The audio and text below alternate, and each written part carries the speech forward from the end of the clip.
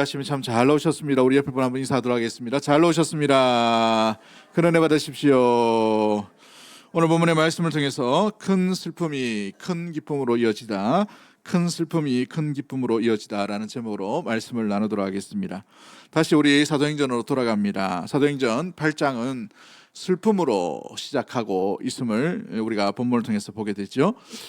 초대교회에 지혜가 충만하고 믿음이 충만하고 권능이 충만하고 무엇보다도 성품과 모든 것이 완벽하다고 할 수 있는 한 인물 스데반, 이 사도도 아닌 이 스데반이 가장 먼저 순교를 당하게 됩니다. 그 순교로 인하여서 시작되는 것이 이 사도행전 8장의 모습이죠. 그러나 이 사도행전 8장의 이 장면은 이제 사도행전이 1장부터 7장까지 예루살렘 중심으로 이어져 오던 것이 이제는 8장부터 시작해서 온 유대와 사마리아와 이렇게 복음의 확장이 이어져가는 하나의 분기점과 같은 이정표와 같은 모습들이 바로 이 8장에 담겨져 있습니다. 그 이정표와 같은 사건이 뭐냐 하면 스데반의 죽음이라는 사실이죠. 그 스데반의 죽음으로 인하여서 오늘 본문에서 두 명의 인물이 또 등장하고 있음을 보게 되죠. 하나는 이 죽음의 결정적인 증인의 역할을 했던 사울이라는 청년입니다. 그는 주의 몸을 모른 상태에 헛된 열심으로 말미암아 하나님을 위한다는 그 열심이 오히려 주의 몸을 상하게 하는, 탄압하게 하고 박해를 하게 되는 엄청난 연약함의 모습들이 드러나게 되죠. 이 부분을 깨달음으로 말미암아 이후에 사도 바울은 서신서를 통해서 계속해서 자기가 어떤 존재였는지, 죄인 중에 괴수였음을 계속해서 고백하는, 과거를 잊지 아니하고 과거에 용서받은 자로서 온전히 사역하고 섬기고 있음을 계속해서 말해주고 있습니다. 또 한 명의 인물은 이제 이 성령에 충만하고 지혜에 충만한 한 사람, 스데반에 이어서 빌립이라는 사람이 등장하게 되죠. 빌립이 등장함으로 말미암아 이제 이 빌립을 통해서 온 이 예루살렘에만 머물러 있던 이 복음이 사마리아와 광야와 온 유대로 확대되고 있음을 말씀해 주고 있습니다. 복음의 확장은 반드시 성령께서 함께 하시는 장면으로 등장하고 있지요. 우리 1절부터 40절까지 다 읽는 줄 알고 얼마나 놀라셨겠어요, 그죠? 예배 시간에 가장 먼저 보시는 분이 광고 제일 먼저 보고 어떤 분은 성경 본문을 본다고 해요. 왜냐하면 본문이 길면 아이고 목 아프고로 또 뭐 이렇게 이게 다 읽어야 되냐 이렇게 이야기합니다. 서울의 어느 교회는 보니까 이제 성경 본문 읽는 시간을 성우가 좋게 녹음을 해가지고 미리 녹음을 해가지고 가만히 듣도록 이렇게 하는 데도 있대요. 요즘 또 이 AI가 발전해가지고 성경 본문을 딱 집어넣으면 좋은 성우 목소리로, 남자 목소리는 남자 목소리로, 여자 목소리는 여자 목소리 이렇게 녹화를 해주고 녹음을 해줘가지고 잘 들릴 수 있도록 그렇게 해준다고 합니다. 그런데 제일 좋은 성경 읽기는 지가 읽는 거예요. 자기가 읽는 거예요. 자기 목소리를 읽는 것입니다. 1절부터 40절까지 되어 있지만 여러분 집에서 꼭 성경 본문을 같이 읽으면서 함께 이 본문을 따라했으면 좋겠습니다. 오늘 이 큰 슬픔 가운데 그했던 이 초대교회의 이 아픔이 장례식과 같고 또 무엇보다 슬프고 우울하고 뭔가 좌절이 있고 흩어짐과 박해가 고난이 본격적으로 시작되는 이 본문에서 전혀 찾아볼 수 없는 큰 기쁨으로 연결되고 이어지고 있다는 사실이죠. 어떻게 해서 이러한 같은 일들이 일어나게 되었는지, 고난과 박해 앞에서 어떻게 큰 기쁨으로 연결되었는지 오늘 본문을 통해서 우리가 한번 살펴보려고 합니다. 그 전에 우리가 오늘 이 1절부터 40절까지 사도행전의 본문이 무엇으로 어떻게 구성이 되어 있는지를 짧게 한번 말씀을 한번 이어서 가도록 할까요? 1절부터 3절까지 말씀을 보시면 이제 이 본문 가운데에 핍박과 흩어짐의 이 시간들이 이어져 가고 있음을 보게 됩니다. 3페이지를 넘기시면 되네요. 예, 세 번째 그림입니다. 사도행전 8장은 이제 박해와 흩어짐에 대한 이야기인데, 이 흩어짐과 위기 속에 뭐가 일어나냐 하면 8절 말씀 통해서 알듯이 기회가 찾아오게 됨을 보게 되죠. 스데반의 순교는 하나의 위기였습니다. 그러나 이 위기가 위기로 끝난 것이 아니라 또 하나의 길을 열어주는, 문이 열려지는 놀라운 일들을 우리 하나님께서 이끌고 계시다는 사실이죠. 복음이 예루살렘 성에만 머무는 것이 아니라 확산되는 계기가 바로 순교의 제물, 이 스데반의 죽음이었다는 사실입니다. 우리 하나님은 이 죽음까지도 놀랍게 하나님 나라의 귀한 도구로, 아름다운 열매로 사용하시는 놀라운 은혜의 하나님을 바라보게 되지요. 모든 사람은 죽음이 끝이다, 고난이 끝이다라고 생각되지만 죽음을 통해서 주님께서 무엇보다도 하나님의 나라가 오히려 확대되어 감을 보여주고 있어요. 글자가 작은데 보지 마시고 큰 제목만 보시면 됩니다. 두 번째가 뭐냐면 4절부터 8절까지 말씀 가운데에 사마리아에 이 전도가 이루어지게 되는 것을 보게 되죠. 경계를 넘어서는 복음의 확장이 일어나고 있다는 것이죠. 여러분, 이것이 왜 중요하냐면 이제 예루살렘 성에만 머물러 있던 이 복음, 하나님의 말씀이 이제 사마리아 성으로 확대되고 있다는 거예요. 뭐 그럴 수도 있지, 이웃 동네고 조금만 가면 사마리아인데, 여러분 보시면 이 이스라엘 지도를 보시면은 예루살렘 위에가 사마리아예요. 그런데 지역이 가깝다고 해서 친해지는 지역이 아닙니다. 왜 그러냐면 이 아수르가 쳐들어옴으로 말미암아 이 사마리아는 완전히 피가 섞여 버렸어요. 이방의 민족과 피가 섞임으로 말미암아 차라리 이방 민족이 낫지, 피가 섞인 이 민족은 하나님을 배신하고 하나님 앞에 이 타락한 족속으로 말미암아 완전히 없어졌다라는 생각을 하고 있기 때문에 사마리아를 바라보면서 뭐라고 얘기합니까? 예수님 이 복음서에는 개라고까지 표현하고 있어요. 개라고까지. 얼마나 이렇게 어울릴 수가 없는 지역이죠. 우리가 이제 전쟁이 일어났었어요. 50년도에 북한이 일방적으로 쳐들어오게 되죠. 준비도 전혀 되지 않은 상태에서 들어오게 됩니다. 그로 인하여 이것 극복한다고 얼마나 많은 고통과 고난이 있었습니까? 그죠? 많은 수백만이 되는 사람이 죽음을 당했어요. 전라도 지역이나 이 강원도 지역, 경상북도 북부 지역은 순교 당하신 분들이 굉장히 많이 있어요. 이 교회가 불타고 교회에 있는 성도들을 잡아가고 물에 수장하고 있는 데가 굉장히 많단 말이죠. 그런 아픔이 있는 그 가운데에서 60년대, 70년대 한번 생각해 보죠. 북한 이렇게 하면 어떤 생각이 들어요? 에? 표정 보니까 알겠다, 그죠? 예. 어울릴 수가 없는 거예요. 완전히 막 이렇게 상함과 뭐 분노와 이런 것들 막 일어났죠, 그죠? 그와 같은 나라가, 그런 같은 지역이 바로 사마리아 성이라는 거예요. 도저히 어울릴 수가 없는. 그런데 복음이 그 안에 들어감으로 말미암아 함께 한 마음과 한 뜻이 되는 놀라운 복음의 확장과 하나님의 나라, 그리스도의 몸이 그 속에서도 이루어지고 있다는 사실이지요. 할렐루야. 이것이 바로 복음의 확장 가운데 일어나는 4절과 8절 가운데 있는 말씀이에요. 우리가 읽었던 본문이죠. 그 가운데 표적과 기사와 병고침과 귀신이 떠나가는 일들이 초대교회의 사도행전 2장과 5장과 4장 가운데 나타났던 놀라운 성령께서 함께 하시고 복음이 나타날 때에 동일하게 사마리아 성 가운데도 똑같이 그와 같은 일이 빌립을 통해 이루어지고 있다는 사실이에요. 그로 말미암아 경계를 뛰어넘는 복음의 일들이 일어나게 됩니다. 그런데 이제 9절부터 13절까지 말씀을 보시면 이제 이 사마리아 성에 이상한 사람이 한 명이 예수님을 믿는다고 따라오게 되었어요. 그의 회심이 좀 의심스럽지만 하나님께 나와서 죄 용서함을 받는 이런 일들이 일어나게 되었어요. 그러나 이 사람은 마술사였습니다. 직업이 마술사라는 것은 요즘도 그렇지만 마술은 어떤 이 기능과 어떤 모습으로 바탕이 되어 있습니까? 남을 속이는 거예요. 속이는 거. 그러므로 성령이 임하고 귀신이 떠나가고 병고침이 일어나고 중풍병자가 나으니까 이게 뭐로 보인 거예요? 돈 벌기 딱 좋은 이런 상황으로 된 거죠. 그래서 그가 이제 성령에 대해서 오해하고 있는 것을 보게 되죠. 이 마술사 시몬이 회심하는 장면이 9절부터 13절까지 나옵니다. 그래서 이 성령이 임하고 하나님의 놀라운 역사가 나타난다는 사실을 알고 예루살렘 성에 머물고 있던 그 사도들이 2명의 사도들을 보내죠. 베드로와 요한을 이제 14절부터 17절까지 보내게 됩니다. 그래서 확인을 하게 됩니다. 병고침의 역사, 귀신이 떠나가고 놀라운 기적이 임하는데 볼 때가 사도행전 2장에서 일어났던 놀라운 성령이 임하심과 똑같은 일들이 일어나게 되는 것이죠. 그래서 아직 성령을 알지 못하는 자들을 위해 안수하게 됩니다. 그래서 성령의 충만한 역사, 놀라운 성령의 역사가 오히려 또 다시 일어나게 되는 일들이 14절부터 17절까지 말씀 가운데 드러나게 되죠.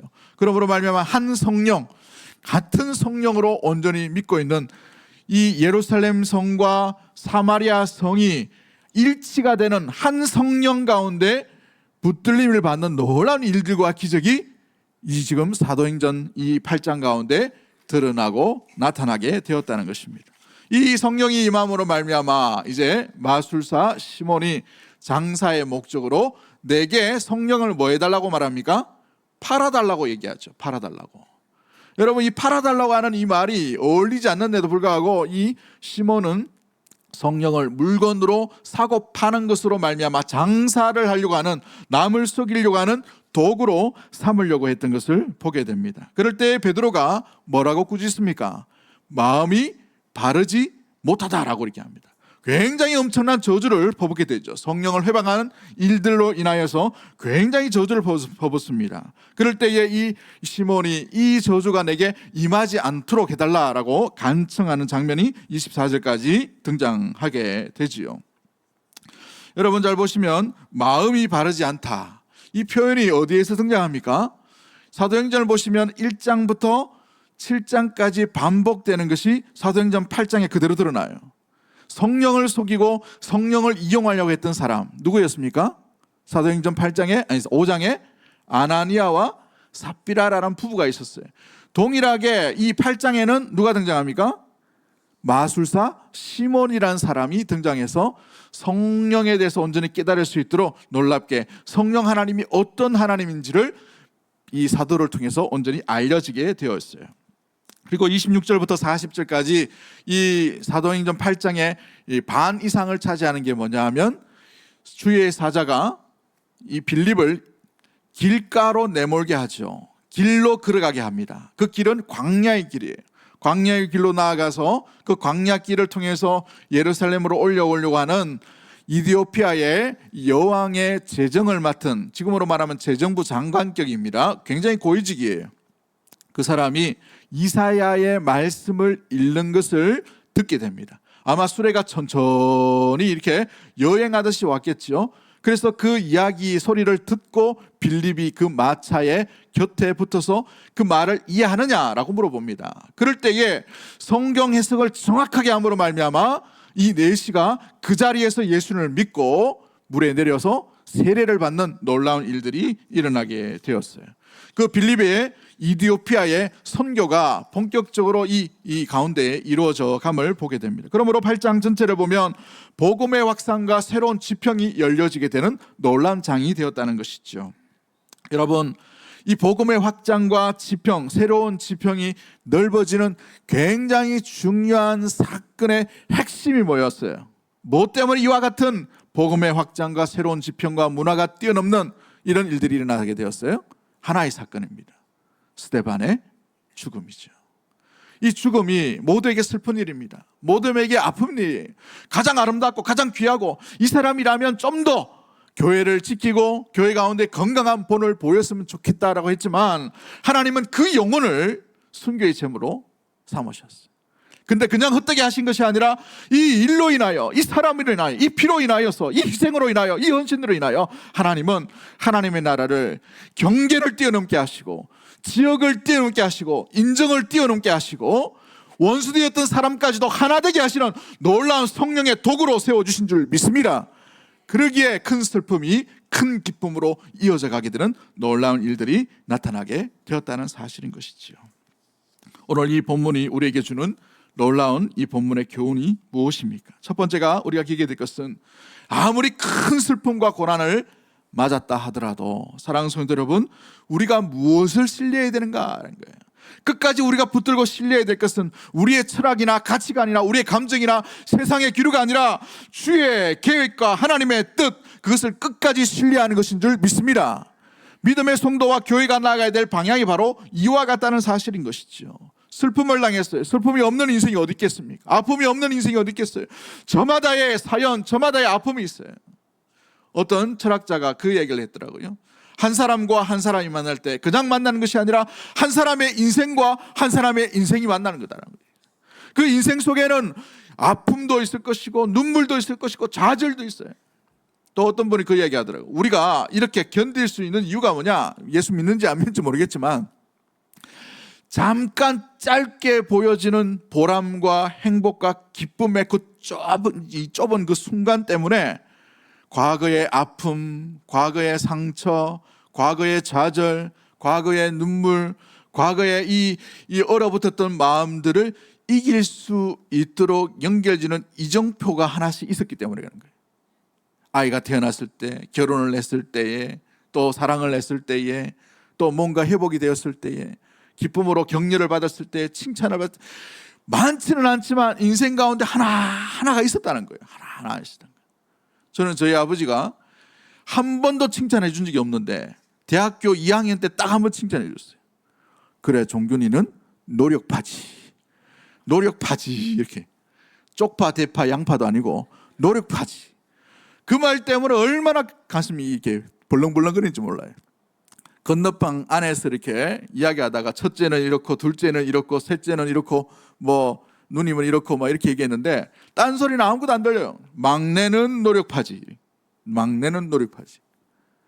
제 공부하는 모습을 한 번도 본 적이 없다라고 생각되는데 아버지는 깨서 보셨나 봐요. 그러다 보니 그 이야기를 하시는 거죠. 얼마나 기대를 안 했으면 노력파지라고 얘기하시나 그런 생각도 들었습니다만은 얼마나 그게 제 평생에 너무너무 중요한 감동이었어요. 그게 또 하나의 고비와 또 하나의 좌절과 또 하나의 아픔을 이길 수 있는 것이죠. 사랑하는 성도, 우리가 슬픔을 우리 스스로가 이길 수는 있는 것이 아니에요. 믿음의 길이요 신앙의 길이기 때문에 그 어느 생각, 그 한순간 가운데, 그 좌절의 순간에 하나님이 여러분을 만져주시고 하나님 여러분과 함께 하시고 하나님의 뜻을 발견하고 하나님의 그 마음 가운데 함께함을 발견한 그 순간 가운데에 우리의 잃어버렸던 아픔과 상함과 좌절과 눈물과 슬픔도 하나씩 이겨나가면서 지금 이 자리에 있는 줄 믿습니다. 그 어려운 이 놀라운 그 순간, 그때 우리가 그 놀라운 순간들로 인하여서 또 하나의 슬픔도 이겨낼 수 있고 또 과거도 흘려보낼 수 있고 이렇게 한 것이죠.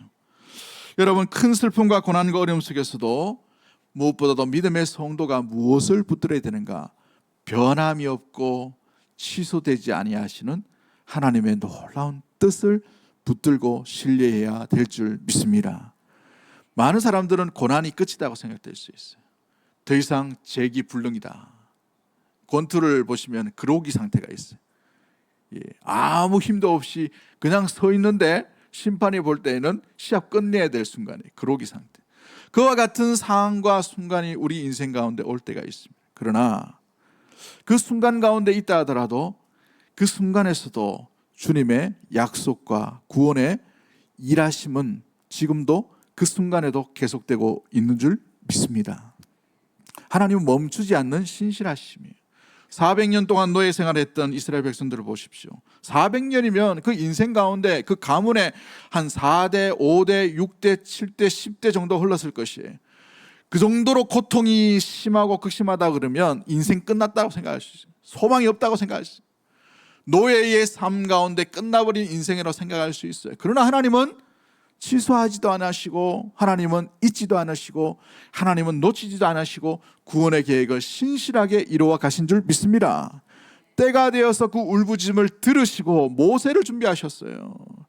그 백성들을 다 하나님은 잊어버렸다라고 생각되지만 하나님은 약속을 잊지 아니하신 분인 줄 믿습니다. 구원에 관한 일도 마찬가지예요. 하나님은 이 구원에 관한 고난이 오고 절망이 오고 아픔이 있다 하더라도 그 고난 앞에 주님은 구원의 시계를 멈추는 것이 아니라 구원의 시계가 계속 진행됨을 믿는 믿음의 모든 가족들이 되기를 주의 이름으로 간절히 축복합니다. 그러기에 고난 앞에 좌절하지 마십시오. 고난 앞에 끝이 나고 여러분 마침표를 찍지 마세요. 이 고난의 마침표는 하나님이 찍으셔야 되는 줄 믿습니다. 하나님은 이 고난 앞에도 고난을 충분한 도구로 삼으셔서 큰 슬픔도 도구로 삼으시는 놀라운 은혜의 하나님인 줄 믿습니다. 회복해 하시는 분이 우리 하나님께 달려있는 줄 믿습니다.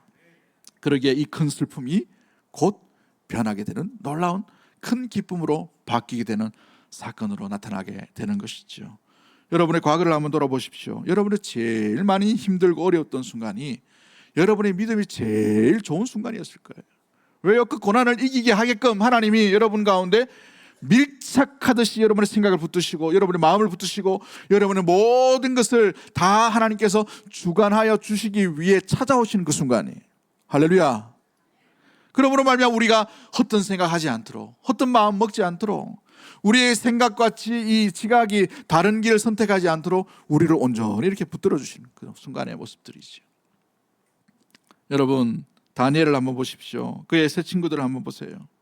포로로 끌려가게 되었어요. 포로로 끌려가는데 보니까 보통 포로로 끌려가면 감옥에 들어가거나 노예로 팔려가서 노동을 착취하는 그런 건설에 뛰어들거나 아니면 이렇게 했어요. 평생 햇빛 못 보고 지하 감옥에 살든지 이렇게 해야 됩니다. 그런데 끌려갔는데 어디로 끌려갔어요? 왕궁으로 끌려가네. 왕궁으로 끌려가서 이제 다른 포로들과는 다른 삶을 살아가게 돼요. 맛보게 됩니다. 신세가 편 거죠. 그 시골 동네 예루살렘 그 동네에 있는 게 아니고 전 제국을 다스리는 이 바벨론과 이게 페르시아 이 지역으로 들어오게 된 거예요. 문명의 완전히 선진국으로 들어온 것이죠. 눈이 열리게 된 거예요. 그런데 그 자리에 어떤 일이 있습니까? 풀무불로 집어넣어 버리셔요. 차라리 예루살렘 전쟁하다가 죽으면 억울하진 않아요. 포로로 끌려오다가 그냥 죽으면 여러분 차라리 그거 안 봤으면 아깝지는 않지. 왕궁에서 실컷 잘 살게 하는 그 모습 보여줘 놓고 어디로 넣어버립니까? 풀무불로 넣어버려요. 사자굴 속에 넣어버립니다. 하나님을 원망할 수 있어요. 이게 뭡니까 하나님? 나를 통해서 뭔가 잠깐의 어떤 기대를 할 수 있고 잠깐의 어떤 생각을 할 수 있고 야 하나님이 나를 이렇게 사용하실 수 있겠구나라는 기대를 할 수 있는 그 순간에 풀무불에 집어넣으셔요. 사자굴에 집어넣으셔요. 여러분 우리가 하나님을 판단할 수 없는 것이 바로 여기에 있어요. 하나님의 계획을 우리가 계산할 수 없는 것이 바로 여기에 있습니다. 그 시간이 멈춘 시간이 아니라 그 풀무불 속에 사자굴 속에서도 주님의 시간, 주님의 역사, 주님의 일하심은 계속해서 이루어져 가고 있는 줄 믿습니다. 그러기에 우리는 하나님의 계획을 신실하게 신뢰를 해야 되는 것이죠. 오늘 여러분의 일상 가운데에 고난의 현장 가운데서도 절망의 그 눈물의 아픔, 그 앉아있는 자리 가운데서도 주님은 여러분을 위해 일하고 있다는 사실을 잊지 않는 우리 귀한 믿음의 모든 가족들 되기를 주의 이름으로 간절히 축복합니다.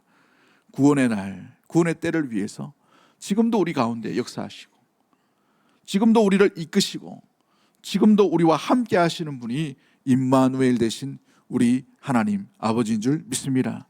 그 하나님의 하나님의 뜻, 그 하나님만을 의지할 수 있고 신뢰할 수 있는 우리 믿음의 모든 가족들이 되기를 주의 이름으로 간절히 축복합니다.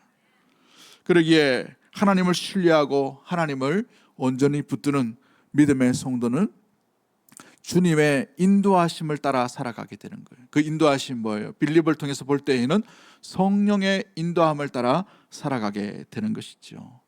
주님을 신뢰하기 때문에 누구의 인도함을 받는다고요? 성령의 인도함을 받는 것이죠. 세상의 가치는요 흩어짐이에요. 도망가고 숨는 것이었어요. 그 도망가고 숨는 그 자리에 3절 4절 5절 보십시오. 빌립은 숨지 아니하고 오히려 사마리아 성으로 들어가요. 26절 이하에 보시면 광야길로 나아갑니다. 왜요? 성령의 이끄심과 성령이 보내심으로 말미암아 그 자리에 나간 거예요. 사마리아 성은 차라리 다른 지구로 들어가면 되는데 거기 가서 오히려 더 순교하기 딱 좋은 장소예요. 왜냐하면 적국보다 더 못한 원수지간이기 때문에 그렇죠. 다른 동네의 사람, 특히 원수된 이 예루살렘에 살고 있던 사람이 들어왔어요. 얼마나 죽기 딱 좋은 모습입니까? 스데반처럼 죽으라고 아마 사마리아 성으로 보낸 것 같은 그런 모습이 될 수 있을 거예요. 광야길로 보냈어요. 이스라엘의 광야를 보십시오. 미디안 광야, 시내 광야, 무슨 광야, 광야 왜 이렇게 많아요? 살 곳이 못 되기 때문에 그래요. 살 곳이 못 돼. 거기는 하루를 버티려면 물이 있어야 돼요. 그늘막이 있어야 됩니다. 그냥은 못 사는 곳이에요. 그런데 40년 동안 하나님께서 그 광야에 메마르지 않고 옷이 헤어지 아니하고 물을 충분하게 먹을 수 있도록 하신 놀라운 것. 그 광야는 바로 은혜요 기적인 줄 믿습니다. 그런데 이 빌립에게 그 광야의 길로 보냈다는 건 죽으라고 보낸 거예요. 죽으라고 보낸 거예요. 스데반과 똑같은 모습이에요. 그런데 그 광야에서 어떤 일이 납니까? 이디오피아에 보시면 저 밑에 아프리카 지역입니다. 아프리카 지역. 이집트 지나서 그 이디오피아가 있어요. 그 지역에 국고를 맡은 이 재정을 맡은 내시가 예루살렘으로 온 거였어요. 아마도 이 사람은 유대인에 의해서 유대 율법을 경험한 사람일 거예요. 그러므로 말미암아 이사야 성경을 읽고 있는 그 사람이었어요. 읽고 있다가 도무지 뜻을 알지 못한 그때에 성령께서 빌립을 그 내시를 만나게 하시는 거예요. 성령의 인도함을 따라 우리가 믿음의 삶을 살아갈 때에 주님을 신뢰한다, 주님의 뜻을 믿는다, 어떻게 할 수 있을까요? 내 뜻대로 살아가는 것이 아니라 주의 말씀을 따라 성령의 인도함을 따라 살아가는 것이 바로 주님을 신뢰하는 삶의 온전한 모습이 되어가는 것이죠. 여러분은 평소에 무엇 때문에 움직이십니까? 무엇 때문에 생각을 하는가요? 무엇 때문에 마음을 묶고 있습니까? 어떤 모습들로 나아가고 있는가요? 여러분이 성령의 생각 가운데 사로잡혀야 되기를 주의 이름으로 간절히 축복합니다. 성령의 마음 가운데 사로잡힘 가운데 나가는 믿음의 모든 가족들 되기를 주의 이름으로 간절히 축복합니다. 여러분의 발걸음이 여러분의 선택 가운데에서 여러분의 고집과 여러분의 경험과 여러분의 생각으로만 결정되는 것이 아니라 주의 뜻을 따라 온전히 나아가는, 내드릴 수 있는 인도함을 받을 수 있는 우리 귀한 믿음의 발걸음이 되기를 주의 이름으로 간절히 축복합니다. 그러기에 여러분, 생각을 아무거나 생각하시면 안 돼요. 믿음의 성도들은 아무 생각하시면 안 돼요. 주님이 기뻐하시는 생각을 하셔야 됩니다. 주님이 뭘 기뻐하실까를 생각하셔야 돼요. 주님이 뜻이 뭘까를 분별하며 생각하셔야 됩니다. 여러분에게 입술이 달렸다고 해서 여러분의 입술을 여러분 마음대로 사용하시는 것이 아니라 이 입술로 인하여 주님이 기뻐하시는 것이 뭔가를 생각하면서 입술을 여셔야 돼요. 아이에게 칭찬할 때도 마찬가지죠. 격려할 때도 마찬가지고, 위로할 때도 마찬가지고, 사랑할 때도 마찬가지죠. 여러분의 마음이라고 함부로 여러분의 마음을 여러분의 마음대로 내버려 두거나 그 마음을 품지 않게 되기를 원합니다. 우리의 내면, 우리의 마음은 주의 성령의 전인 줄 믿습니다. 그러기에 성령께서 우리를 지배하실 수 있도록 우리의 마음을 내어 들으셔야 돼요. 우울한 마음과 감정들을 내보내야 되는 거예요. 할렐루야.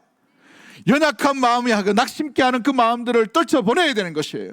주의 성령 가운데 기쁨과 화평과 화목과 놀라운 은혜의 그 말씀 가운데에 화평의 마음들이 채워질 수 있게끔 여러분의 내면 가운데 주의 성령을 초청할 수 있는 우리 대구 동성의 모든 가족들이 되기를 주의 이름으로 간절히 축복합니다.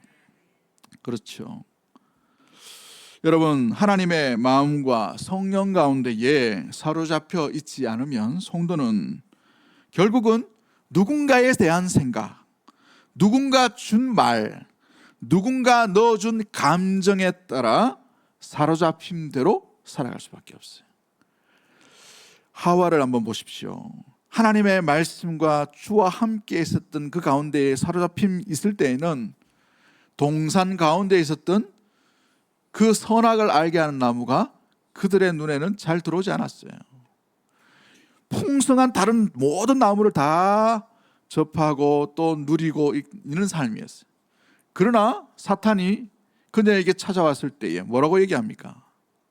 보암직도 하고 먹음직도 하도록 하나님의 말씀을 주의 말씀 가운데 붙어있지 못하도록 정령 죽는다고 했느냐라고 말씀을 왜곡시켜 버리죠. 주의 성령은 주의 말씀 가운데 거하게 하지만 사탄은 주의 말씀을 어떻게든 그 마음과 그 육체로 인하여 떨어지게끔 만듭니다. 상관없게 만들어요. 의심하게 만든단 말이죠. 그로 인하여서 하와가 어떻게 생각합니까? 말씀이 그 마음 가운데에 확신 가운데 거하지 못하기에 말씀의 이끌림을 받지 못해요. 그러다 보니 이걸 갖다가 먹으면 하나님처럼 된다라는 생각을 먹게 됩니다. 가지게 돼요. 믿게 되는 거예요. 이게 우상숭배이죠. 여러분, 사탄의 미혹은 하나님을 섬기느냐 다른 걸 섬기느냐, 이 두 가지예요. 하나님을 온전히 섬기게 하는 것은 주의 성령의 역사인 줄 믿습니다. 성령의 인도함을 따라가면 주님을 온전히 섬기는 방향으로 나가게 될 것이에요. 우리의 생각과 우리의 머리와 우리의 말과 우리의 마음과 우리의 행동이 주님을 섬기는 방향으로 인도함을 받을 거예요. 그러나 사탄이 주는 그 생각과 그 교훈과 그 유혹에 나아가게 되면 하나님과 멀어지는 모습들, 하나님을 섬기는 것이 아니라 또 다른 또 다른 대상을 섬기게 되는 이상한 이만큼이 되는 그런 화평이 깨어지는 모습들로 나아갈 수밖에 없는 것이죠. 사랑하는 성도 여러분, 그러기에 하나님의 성령에 사로잡혀서 나아가든지 다른 어떤 것에 의해서 사로잡혀서 살아가든지 이 두 가지의 길 가운데에 하나를 우리가 지금 걷고 있다라는 사실이, 빌립은 사마리아도 가면서, 빌립은 광야길로 가면서도 주의 인도하심을 따라 걸어가고 있는 줄 믿습니다. 우리가 걸어가야 될 길도 마찬가지, 믿음의 성도가 걸어가야 될 길도 마찬가지. 주의 성령의 인도함을 받을 때에 여러분이 그 자리가 눈물 짓는 자리고 절벽과 같은 자리고, 좌절과 낙심과 낭만과 슬픔과 큰 고통의 길이라 하더라도 그 길은 여러분이 살 생명의 길이 될 줄 믿습니다. 할렐루야. 그러기에 여러분의 현장 가운데, 바닥 가운데 그 현실과 환경을 바라보지 마시고, 이곳에 내가 주의 인도하심을 받고 있는가, 주님의 도우심을 받고 있는가, 주와 함께 걸어가고 있는가, 이걸 먼저 점검해 보셔야 돼요. 아무리 거친 길이고 강약 길이고, 여러분 가면 죽을 수 있는 사마리아 길이고 내 마음에 합하지 않는 그 길이라 하더라도 주의 인도하심을 따라 걸어갈 때에 그 길은 구원의 길이 되는 것이고 생명의 길이 되는 것이고 주님의 뜻이 이루어지는 놀라운 능력의 은혜의 하나님을 만나는 그 순간이 될 줄 믿습니다. 하나님을 계산하지 말고 주의 인도하심을 따라 살아가는, 주님이 기뻐하시는 생각, 주님이 기뻐하시는 말, 주님이 기뻐하시는 마음을 가지고 주의 도우심을 구하는 우리 대구 동성의 모든 가족들이 되기를 주의 이름으로 간절히 축복합니다. 여러분의 가정에서 주님을 구하세요. 여러분의 일터에서 주님을 구하십시오. 요청하십시오. 여러분 일상의 삶 가운데에 여러분 혼자 있지 말고 주의 성령의 이끄심과 주의 인도함을 받는 우리 모든 가족들이 되기를 주의 이름으로 간절히 축복합니다. 그 주의 인도함을 받는 자에게 인내할 수 있고 참된 소망을 품고 믿음의 삶의 발걸음을 온전히 걸어갈 수가 있게 되는 것이에요. 왜 믿음의 사람들이 박해와 어려움 가운데서도 흩어져 있는 성도들이 오히려 숨지 아니하고 복음을 전하는 일, 왜 이 빌립과 믿음의 성도들이 그와 같은 일들을 일으켰을까요? 그들에게는 죽음으로 끝나는 것이 아니라는 것을 알고 있었다는 거예요. 데살로니가전서 5장 8절과 9절 말씀에 우리는 낫에 속하였으니 정신을 차리고 믿음과 사랑에 호신경을 붙이고 구원의 소망의 투구를 쓰자. 하나님이 우리를 세우시면 노하심에 이르게 하심이 아니요 오직 우리 주 예수 그리스도로 말미암아 무엇을 받게 하신다라고 되어 있어요. 구원을 받게 하려 하심이라고 되어 있어요. 구원이 있다는 사실을 이들은 믿었기 때문에 박해로 끝나는 인생이 아니에요. 고통과 고난과 흩어짐으로 마무리되는 인생이 아니라는 것을 알고 있었어요. 여러분 그렇습니다. 부활을 믿는 자는 부활이 없는 자와 다른 삶의 자세를 살아갈 수가 있게 되는 거예요. 죽음이 끝이라고 생각하는 자와 죽음은 영생의 시작점이라는 사실을 믿는 자와는 삶의 태도가 달라지는 거예요. 우리의 삶이 이 땅에서의 나그네 삶이요 본향의 집이 저 있다는 사실, 내 아버지의 집, 그 구원의 날이 반드시 있다는 사실을 믿고 하늘을 바라보는, 하늘을 묵상하고 하늘 소망을 간직하고 믿음으로 나아가는 자는 이 땅의 삶의 고통과 절망으로 주저앉지 않게 된다는 것이죠. 여기에서 인내와 소망이 나타날 수 있게 됩니다. 사우나 가면은, 목욕탕에 가면은 잘 참는 분이 있어요. 저는 한 10분도 못 견디는데 30분 쫙 앉아가지고 다 나갈 때까지. 그게 우리의 인내가 아닙니다. 착각하시면 안 돼요. 내가 고통 좀 덜 받습니다 해서 저는 잘 참습니다. 이게 우리의 인내의 깃줄이 아니에요. 우리의 깡다구, 우리의 노력, 우리의 시도, 우리의 경험, 이게 우리의 소망의 줄이 아니에요. 우리의 소망의 줄은 저 하나님의 나라인 줄 믿습니다. 그 나라에, 그 나라. 스데반이 뭘 바라보고 있습니까? 죽음의 현장 가운데 고통, 돌팔매질 받고 있는 그 가운데 그 무리를 바라보는 것이 아니라 거기에서 하늘 보좌에 우리 주 예수 그리스도를 바라보게 된 거예요. 할렐루야. 그러기에 그 죽음이라는 공포 앞에서도 소망의 하나님을 바라보기에 슬픔을 딛고 나가는 기쁨 가운데 살 수 있게 되는 것이죠. 빌립을 보십시오. 흩어짐이 끝이었어요. 그러나 사마리아 성으로 나갑니다. 광야의 길로 나가요. 왜요? 하늘 소망을 붙들고 주님 앞에 나가는 그 소망의 끈이 있기에 인내와 또 견딤과 박해와 어려움 속에서도 주저앉는 것이 아니라 그 흩어짐의 삶 속에서도 주의 인도하심을 따라 온전하게 나아가는 모습들을 보게 되죠. 이것이 바로 믿음이 있는 사람의 특징과 같은 것입니다. 아브라함을 보십시오. 갈 바를 알지 못한 가운데 주의 약속의 말씀만 바라보고 나가요. 주님의 약속이 그 땅에 있다는 것을 알기 때문에 가는 것이죠. 모세를 보십시오. 이 무엇보다도 이 왕자로서의 풍요로운 삶을 거부했다고 되어 있어요. 이스라엘 백성, 하나님의 백성과 함께 오히려 고난받는 것을 선택한 이유가 뭐예요? 더 놀랍고 더 풍성한 놀라운 은혜의 상이, 히브리서 11장 25절 말씀을 보면 상 주심 이를 알기 때문에 그런 거예요. 주님의 놀라운 은혜가 있다는 사실을 알기 때문에 그런 것이죠. 우리의 견딤과 우리의 참음과 우리의 이 박해 가운데에서도 주의 길 붙들고 주의 성령께서 가르치시는 그 길로 묵묵히 걸어갈 수 있는 이유, 견딤의 이유가 뭐예요? 이 땅의 삶은 나그네의 삶이기 때문에 그래요. 저 본향의 삶이 본격적으로 기다리고 있다는 사실이에요. 저 하나님의 나라에서 우리가 영원토록 아름답게 변하는 참된 구원의 날이 있다는 사실을 믿는 믿음 가운데 살아가기 때문에 그런 것이지요. 그러기에 사랑하는 성도 여러분, 이 자리에 있는 결핍과 아픔 때문에 너무 상심하지 마십시오. 여러분에게 있는 큰 슬픔 때문에 너무 주저앉지 마십시오. 그 슬픔을 지금이라도 우리 하나님은 충분히 큰 기쁨으로 변화시키는 놀라운 능력이 그분께 있는 줄 믿습니다. 저 하나님의 나라에는 슬픔이 없다고 되어 있어요. 그 하나님의 나라에는 슬픔을 가져갈 수도 없는 나라예요. 그러기에 그 하나님의 나라를 소망하며 이 땅 가운데에 주와 함께 동행하는 우리 믿음의 모든 가족들이 되기를 주의 이름으로 간절히 축복합니다. 그렇습니다. 스데반은 제일 고통스러운 시간 가운데 하나님의 보좌에 서 계신 예수님을 바라보게 되었어요. 빌립은 흩어짐의 순간, 교회가 짜갈려지고 교회가 흩어지고 수만 명이 모여있는 그 상황 가운데에 모든 성도들이 뿔뿔이지 흩어지는 그 상황 가운데도 주님을 신뢰하고 주의 성령의 이끄심을 받아 죽음이 기다릴 수도 있는 사마리아 성과, 또한 아무도 없는 그 광야의 길로 주의 인도하심을 따라 살아가는 것입니다. 그것이 끝이 아니기 때문에, 그것이 마무리가 되는 인생이 아니기 때문에 그것으로부터 충분하게 새로운 기쁨과 새로운 길을 여시는 신실하신 하나님을 믿고 믿음으로 나아가기 때문에 그런 것이지요.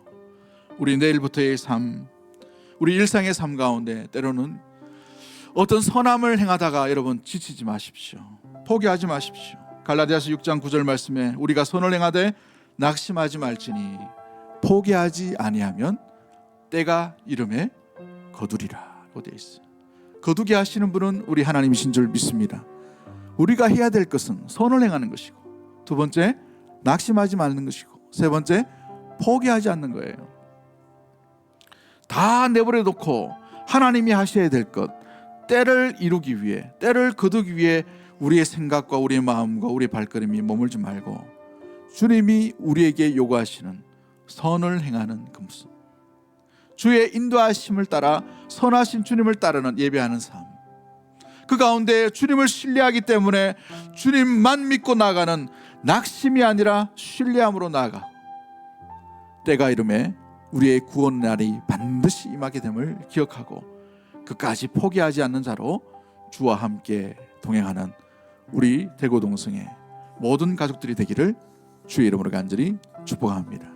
큰 슬픔이 큰 기쁨으로 반드시 변화되게 될 줄 믿습니다.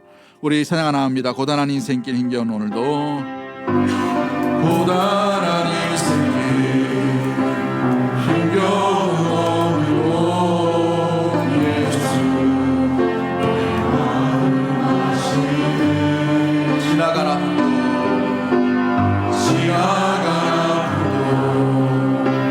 마주할 세상도 예수 내 마음 하루를 살아도 기쁨으로 가리, 하루를 살아도